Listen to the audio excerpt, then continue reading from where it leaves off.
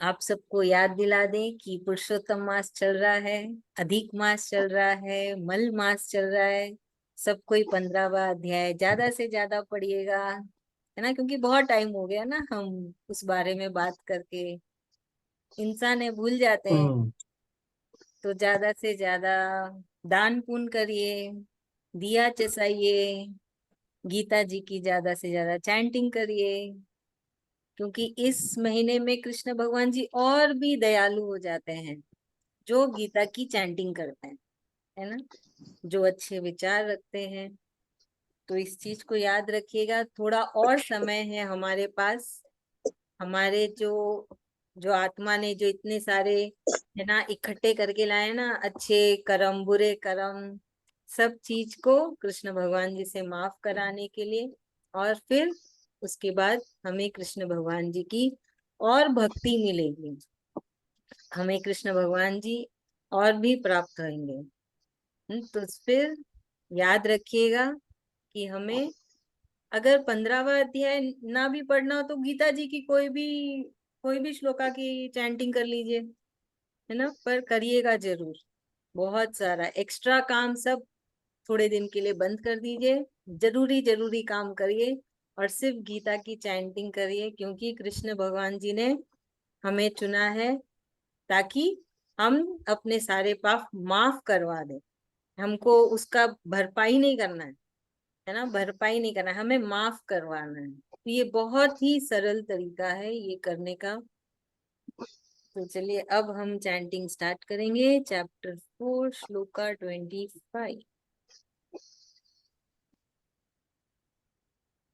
Chapter 4 shloka 25। Sushila बुआ जी chanting करेंगे। आपके साथ ना। हाँ जी। अच्छा, हाँ। हाँ। देवमेवा देवमेवा परे यज्ञम परे यज्ञम योगिनः योगिनः पर्युपासते परि पर्युपासते ब्रह्माग्ना ब्रह्माग्न व परे यज्ञम न वपरे यज्ञम यज्ञनैवो यज्ञनैवो पजुहवति। पजुहवति। Thank you. श्लोका 26। श्रोत्रादीनिन् श्रोत्रादीनि द्रियाण्यन्ये द्रियाण्यन्ये संयमाग्निषु सम्यमारिष्टिनिषु संयमाग्निषु सम्यमाग्निषु जुहवति। जुहवति। शब्दादीन् शब्दादि विषयानन्या विषयान्य इन्द्रियाग्निषु इंद्रियण्याकिषु जुहवति। जुहवति। Thank you. तो यहाँ पे अभी श्लोका 24 से कृष्ण भगवान जी ने नया टॉपिक लिया था, यज्ञ का, है ना। तो उन्होंने बताया था कि अ, जो एक आम इंसान पंडित बनता है, पंडित से फिर वो ब्राह्मण बनता है, ब्राह्मण नहीं जो हमने जाति बनाई, इंसानों ने जो बात जाति बनाई ब्राह्मण, वो नहीं। कृष्ण भगवान जी ने इंसान को ब्राह्मण का दर्जा दिया है जब वो अव्वल नंबर लाता है कृष्ण भगवान जी के स्कूल में, कृष्ण भगवान जी के बताए नियम कानून में वो अव्वल हो जाता है और बहुत अच्छे से उन सबको मानता है, तो वो ब्राह्मण कहलाता है, और जो मोक्ष के बहुत ही नजदीक है। तो यहाँ पे तो यहाँ पे कृष्ण भगवान जी बताए 24वें श्लोका में बताए थे कि वो ब्राह्मण जो भी करता है वो सब कुछ ब्राह्मण होता है, मतलब उत्तम होता है, बहुत ही शुद्ध होता है, उसमें कुछ भी मिलावट नहीं है। मिलावट क्या होता है? विचार, है ना, हमारे विचार में मिलावट है ना, तो वही तो कृष्ण भगवान जी बोल रहे हो उसको साफ करिए। तो भगवान जी बोल रहे हैं वो ब्राह्मण कुछ भी करे, जो भी कार्य करे वो बहुत ही शुद्ध होता है, और वो उसमें सब कुछ ब्राह्मण रहता है, सब कुछ उत्तम होता है वो सब, क्योंकि उसने ब्राह्मण की पदवी पाली। तो यहाँ पे अभी कृष्ण भगवान जी कह रहे हैं कि तो बहुत सारे आम इंसान है ना, कृष्ण भगवान जी के राह में चलने की कोशिश करते हैं, तो हर कोई ब्राह्मण की पदवी नहीं पाता है। कोई कर्म योगी बन के रह जाता है, कोई ज्ञान योगी बन के रह जाता है, कोई पंडित बन के रह जाता है, कोई ब्राह्मण तक पहुंचता है, और फिर उनमें से कुछ कृष्ण भगवान जी के धाम पहुंचते हैं, वो है वैकुंठ। तो यहाँ पे कृष्ण भगवान जी कह रहे हैं कि कुछ योगी हैं जो है ना देवी देवता को मनाते हैं। तो देवी देवता को मनाना क्या होता है, वो हवन कराते हैं, हवन कुंड होता है, हवन कुंड में बहुत सारी सामग्री होती है, अग्नि लगाते हैं, है ना, पंडितों को बुलाते हैं, दान दक्षिणा होता है, ये सब होता है। ये एक योगी है, ये एक है ना, एक तरह के योगी है। दूसरे कृष्ण भगवान जी कह रहे हैं दूसरा एक योगी वो है जो कोई हवन कुंड नहीं लगाया, किसी ब्राह्मण को नहीं बुलाया, कोई दान दक्षिणा नहीं किया, वो अपना रोजमर्रा का काम इस तरीके से किया कि उसने भी हवन कर लिया। तो हवन कैसे किया फिर, बोले कि उसने अपने सारे कार्य हवन में डाल दिए, मतलब उसने अपने सारी कामनाओं को त्यागा, उसने अपनी सारी इंद्रियों को काबू में रख के सारी इच्छाएं को त्याग दिया, और वो त्याग डाला उसने हवन कुंड में। तो यहाँ पे कोई हवन कुंड नहीं है, कोई अग्नि नहीं है, कोई ब्राह्मण नहीं है, कोई दान दक्षिणा नहीं है, कोई भोजन नहीं है, कुछ नहीं है। पर फिर भी वो हवन किया, कैसे, अपने मन की भावनाओं से, विचार से, कि मैं जो भी कार्य कर रहा हूँ वो कृष्ण भगवान जी के लिए, मेरा इसमें कोई स्वार्थ नहीं है, मुझे कुछ नहीं चाहिए, है ना। वो सिर्फ कृष्ण कृष्ण करते हुए, गीता के श्लोका की चैंटिंग करते हुए अपना रोजमर्रा का काम करते चले गए। तो भगवान जी कहे कि ऐसे योगी भी हवन करते हैं जो सारे अपनी इंद्रियों को, अपनी कामनाओं को, अपनी इच्छाओं को, क्रोध को, सबको एक हवन में डाल दिए, एक अग्नि में डाल दिए। तो यहाँ पे ये बता रहे हैं।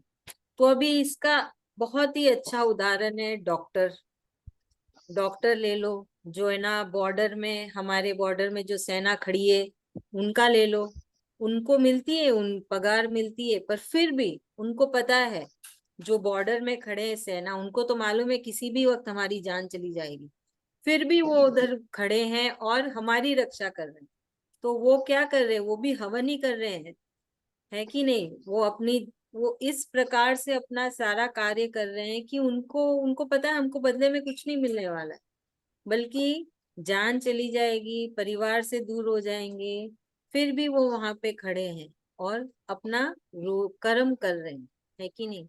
तो वो एक बहुत अच्छा उदाहरण है। फिर डॉक्टर लोग, कोई भी इमरजेंसी आती, चाहे आधी रात को भी आए, फोन जाता है ना, डॉक्टर इमरजेंसी आओ, डॉक्टर बोलता है कि नहीं मैं सुबह आऊंगा, मेरी 9 से 8 की, 9 से 6 की ड्यूटी है, वो तो तुरंत रेडी होके डॉक्टर आ जाएंगे, और जो भी इमरजेंसी है उसका वो लोग उसको अटेंड करते हैं ना।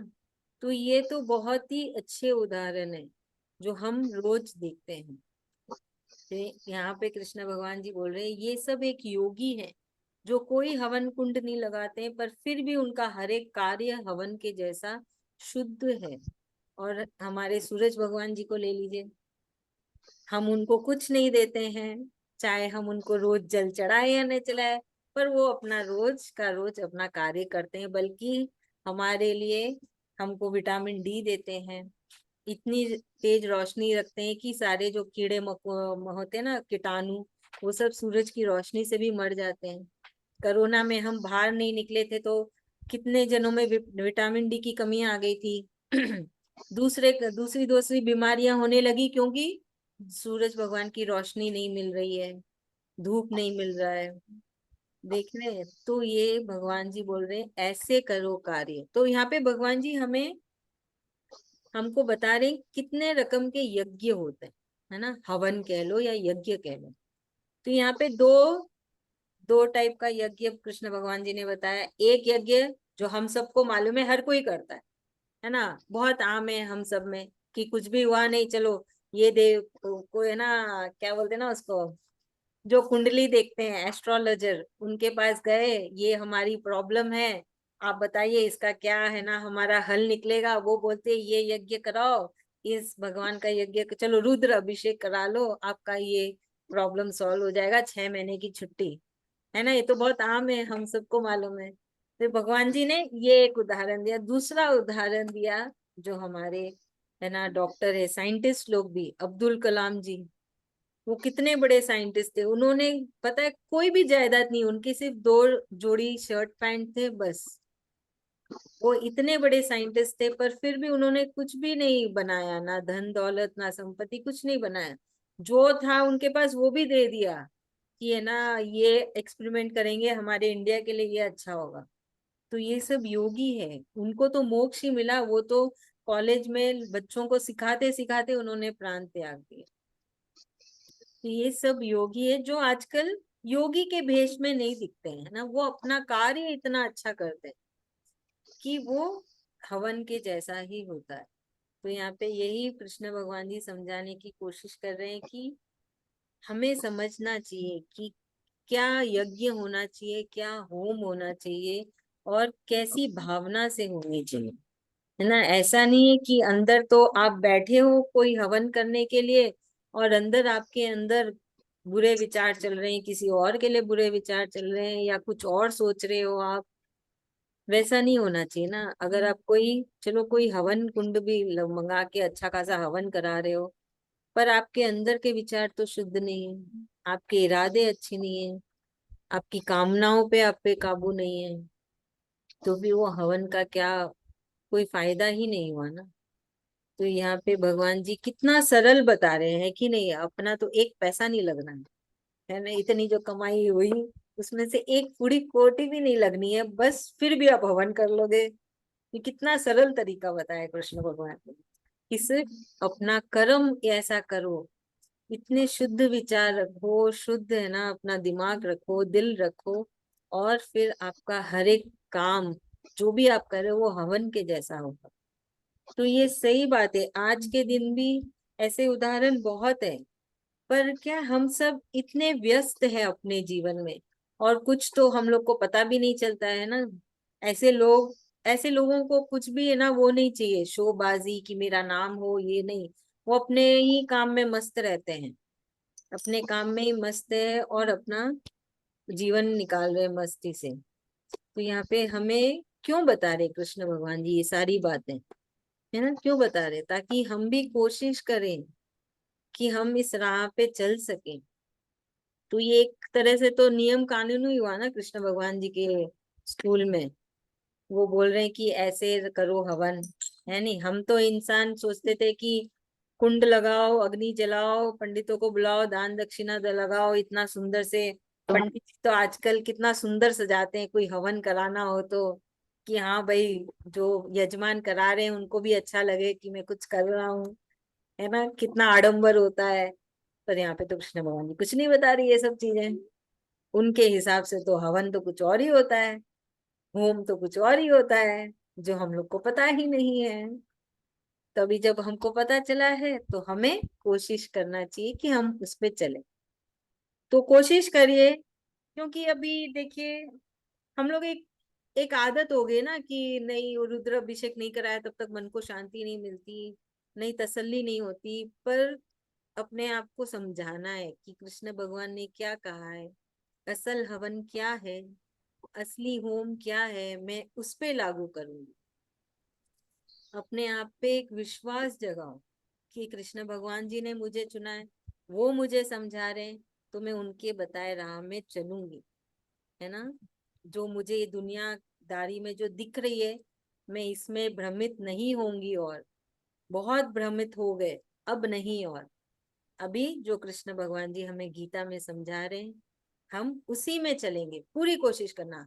मन बहुत चंचल है, भगवान जी ने कहा ना, मन बहुत चंचल है, वो तुमको ले जाएगा, पर पकड़ के लाना फिर से नहीं। कृष्ण भगवान जी ने कहा ये अग्नि वाला हवन से ज्यादा ऊंचा हवन है, जो मेरे विचार अच्छे होंगे, जो मैं अपनी कामनाओं को त्यागूंगी, इंद्रियों को काबू में रखूंगी, अपना रोजमर्रा का काम रोज करूंगी।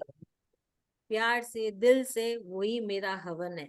वो मैंने हवन कुंड में डाल दिया, अग्नि में डाल दिया, वो कृष्ण भगवान जी को अर्पित कर दिया। सही सोच के रखना है ना।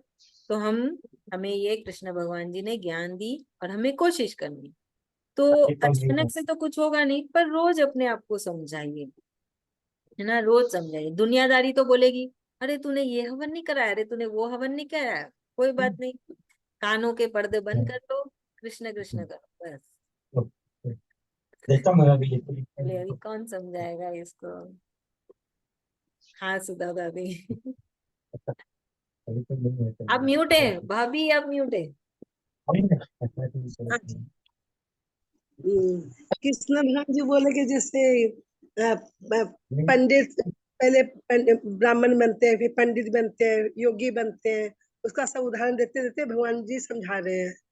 तो जैसे अपने को कुछ भी प्रॉब्लम हुआ तो अपने कुंडली दिखा दिए, दीदी चले गए, कुंडली दिखा दिए, उन्होंने बता दिया 6 महीना का पूजा करो, ये हवन कराओ, आपकी ये पूरी होगी। तो उतना के हम करा लिए, उसमें हम विश्वास आस्था रख लिए और वो हमारा काम पूरा हो गया। तो इससे भगवान बोलते इससे कुछ ऊंची की तरह अपने सोच को बढ़ाओ, ऊंची की तरह सोच बढ़ा, अपने विचार पे काम करो, अपने इंद्रियों पे काम करो, अपने आप के ऊपर काम करो, अपना काम सही समय पर सही काम करो अपना आपका, और अपने आप को समझो। तो यहाँ पे कृष्ण भगवान बोले जो गीता में जो उपदेश है भगवान, उसको जब हम कायम करेंगे तो हमारा रोज का भगवान का जो पूजा करना है, पाठ करना, वो भी नहीं करने से चलेगा। मेन पूजा होम यज्ञ पाठ वो होता है कि अपने पूरे मन इंद्रियों को काबू में रख के भगवान को सब चीज में कामनाओं को त्यागते हुए भगवान पे सब चीज समर्पण कर देना, कि जो है हमारे भगवान ही सब कुछ है, सर्वज्ञ वही है। जो करवाते हैं अच्छा ही करवाते हैं, जो हो रहा है अच्छा ही हो रहा है, जो होगा अच्छा ही होगा, जो हो रहा था अच्छा ही हुआ। ये थैंक तो यू समझ बाबा, में आया।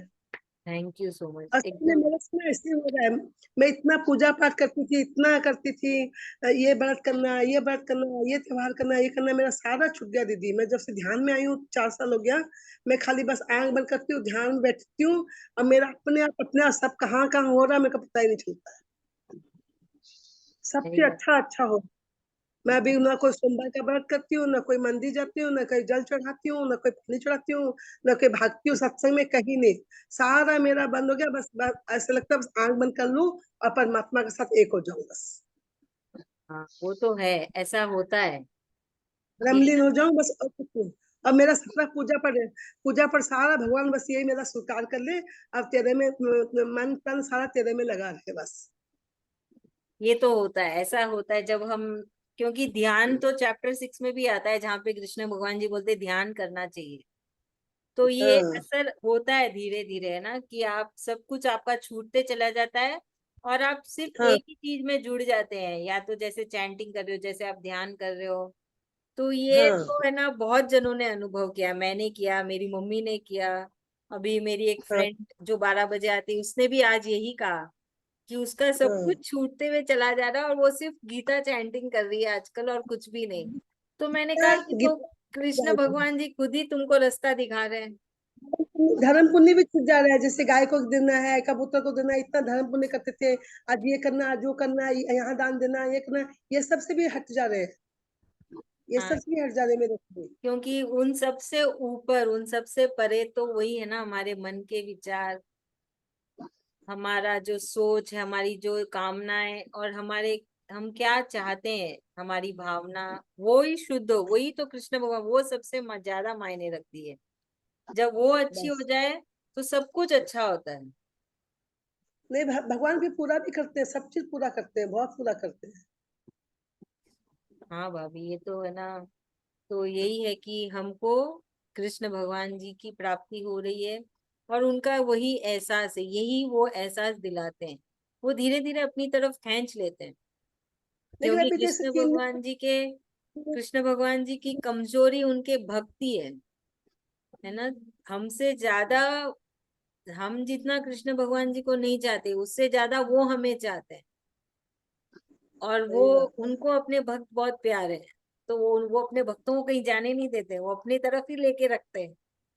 पर अभी 3 दिन बीमार हो गई थी तो बिल्कुल भगवान का नाम ही मन से नहीं निकल रहा था, ना भगवान की याद आ रही थी, कुछ नहीं, खाली आँख बंद करके पड़ी रहती और सोई रहती खाली। मुझे अच्छा, ऐसा क्यों हुआ मेरे साथ? ना तो मेरे को गीता चैंटिंग सुनने का मन हुआ, ना मोबाइल में किसी से बात करने का मन हुआ। फीवर हो गया था, 2-3 बुखार हो जाता था, कुछ भी मन नहीं होता। तो ऐसा क्यों हुआ मेरे को, मैं वो बात याद कर रही हूँ। क्योंकि मेरे को जब मैं कोई कारणवश चैंटिंग सुन नहीं पाती हूँ कि 3 बजे क्लास नहीं आ पाती हूँ, तो मैं रिपीट सुनती हूँ ज़रूर हूँ। लेकिन अभी 3-4 दिन से मेरे से सब मेरा सब चीज़ बंद हो गया, खाली मैं सोई, पूरा फुल सोई। कोई बात नहीं, भगवान ने मेरा ये सब कभी क्यों छुटा कोई दिया?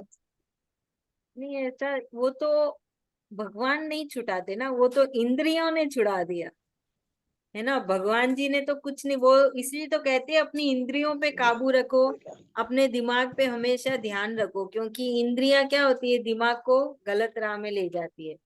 इसके लिए कहते हैं ना, हमेशा चेतन ना रहो, क्योंकि आपकी इंद्रियां बहुत ही ज्यादा, उनमें बहुत ज्यादा शक्ति होती है, आपके दिमाग को गुमराह कर देगी, आपको गुमराह कर देगी। चलिए अभी हम श्लोका 26 करते हैं। यहाँ पे कृष्ण भगवान जी वही पिछले श्लोका का ही बता रहे हैं कि भगवान जी बोल रहे हैं ऐसे योगी, है ना, वो जो योगी हैं, जो ब्राह्मण हो गए, ब्राह्मण की पदवी जिन्होंने पा ली है, वो अपनी इंद्रियों को हवन में डाल देते हैं। वो कहते हैं कि वो अपनी इंद्रियों को ही अग्नि में डाल देते हैं। तो यहाँ पे कोई अग्नि नहीं है, यहाँ पे कोई हवन कुंड नहीं है, तो अग्नि क्या है? तो यहाँ पे क्या है अग्नि और क्या है हवन कुंड? वो है कि इंद्रियों को काबू में रखना, अपनी कामनाओं को काबू में रखना, क्रोध को काबू में रखना, अपना दिमाग जो है हमेशा कृष्ण भगवान जी पे लगा के रखना, और इस शरीर को सिर्फ एक मशीन के जैसे इस्तेमाल करना। तो कहते हैं ये एक हवन कुंड बन गया है, ये एक हवन कुंड है, और इसमें उन्होंने अपने इंद्रियों को ही अग्नि में डाल दी। तो आप समझ रहे भगवान जी हवन कुंड क्या बता रहे? हमारा ये शरीर, हमारे शरीर है, उसमें जो हमारा जो दिल है, जो हमारा दिमाग है, जो हमारी इंद्रियां हैं, जो हमारे शरीर को गुमराह करती है ना, जो हमसे दूसरे दूसरे कार्य कराती है। पर वो योगी जिसने ब्राह्मण की पदवी पाली, वो अपनी इंद्रियों को ही इस हवन कुंड में डाल दिया। मतलब उसने इतना अच्छे से काबू कर लिया अपनी इंद्रियों को कि वो इंद्रियां और बिल्कुल भी उसके दिमाग को नहीं भटका सकती है। तो वो पूरे टाइम, हर समय वो सिर्फ कृष्ण कृष्ण करते हैं और इस शरीर से अपना रोजमर्रा का काम करते हैं। तो ये सब भी अनुभव होता है हमें, धीरे धीरे होता है ना। तो इसलिए ही है ना, ये कहावत है कि भगवान हमारे अंदर ही है। भगवान जी बोल रहे हैं कि हवन क्या है? हवन जो हम बोलते हैं ना, हवन कराना, होम कराना, यज्ञ कराना, ये सब क्या है? ये सब है ये कि आपका अपने आप पे काबू आपका अपने दिमाग पे काबू है, आपके अपने इंद्रियों पे काबू है ना। ये सब पे काबू होके आप इस संसार में रहते हुए, संसार में जीवन व्यतीत करते हुए भी आप कृष्ण में लीन है। आप ऐसी शक्ति में लीन है जो शक्ति आपको दिखती नहीं है, फिर भी आप पे उसके ऊपर विश्वास है, आप उनका नाम लेते, उनको याद करते और उनके बताए राह में चल रहे। बोलते ये यज्ञ होता है, ये हवन होता है, ये एक त्याग है। तो यहाँ पे यही कृष्ण भगवान जी हमें समझाने की कोशिश कर रहे हैं कि जो वो जो यज्ञ होता है, जो हम लोग कराते हैं, बहुत आम है, जो हर कोई कराता है, वो होता है देवी देवताओं के लिए। तो देवी देवता की पदवी कहाँ है? कृष्ण भगवान जी के नीचे है। कृष्ण भगवान जी तो सबके बॉस है ना। उन्होंने ही ब्रह्मा जी बनाया, विष्णु बनाए, शिव जी बनाए, फिर और दूसरे भगवान बनाए, फिर देवी देवता आते हैं, फिर और भी देवी देवता आते हैं, जैसे हमारे कुल देवी देवता और सब। तो सब ये सारे देवी वो सब उनके नीचे है। तो कृष्ण भगवान जी बोले तुम उन सबको मनाने की जगह मुझे ही क्यों नहीं पूजा करते हो? है ना, अभी कोई एक कंपनी में है, कोई भी कर्मचारी होगा, वो क्या सोचेगा कि कंपनी का जो मालिक है ना, मैं उसको पटा लेता हूँ, उसको पटाऊंगा तो मेरी तरक्की जरूर होगी, है कि नहीं? बहुत छोट आम सी चीज है। वैसे ही ये कंपनी है जहाँ के कृष्ण भगवान जी मालिक है, तो हम कृष्ण भगवान जी को क्यों ना पटाए और क्यों उनके नीचे के कर्मचारी को पटाए? तो सोचने की बात है ना। तो वही कृष्ण भगवान जी समझा रहे हैं।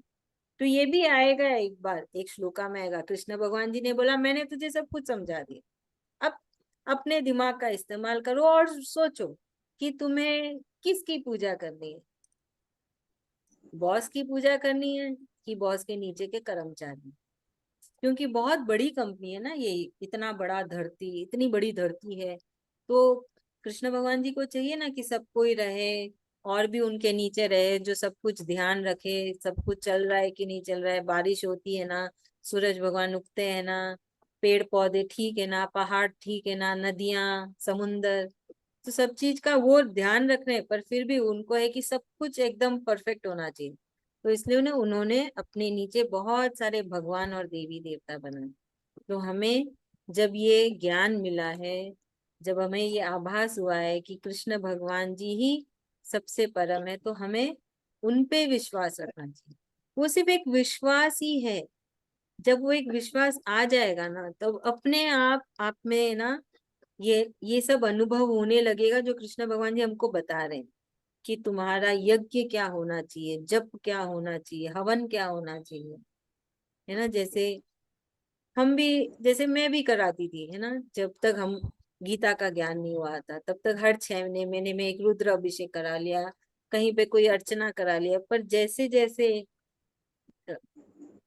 कृष्ण भगवान जी की कृपा होती गई, जैसे जैसे कृष्ण भगवान जी की प्राप्ति होती, ये सब अपने आप बंद हो गए।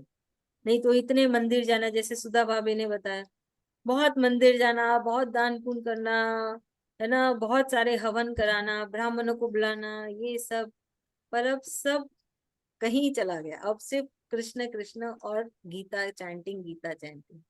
तो यही सब है। ये सब का आभास होता है, धीरे धीरे होता है जब हम कितनी कोशिश करते हैं, है ना, हम पे है अभी, हम कितनी कोशिश कर रहे हैं कृष्ण भगवान जी को पाने की, हमें उतना ही उनका एहसास होना शुरू हो जाएगा। इसलिए मैं बोलती हूँ ज्यादा से ज्यादा चैंटिंग करिए। चैंटिंग करने से क्या होता है, आप कृष्ण भगवान जी को अपने तरफ बुला रहे हो। अभी कोई मोबाइल फोन तो है नहीं कि आप नंबर डालोगे और कृष्ण भगवान जी के वो फोन चला जाएगा।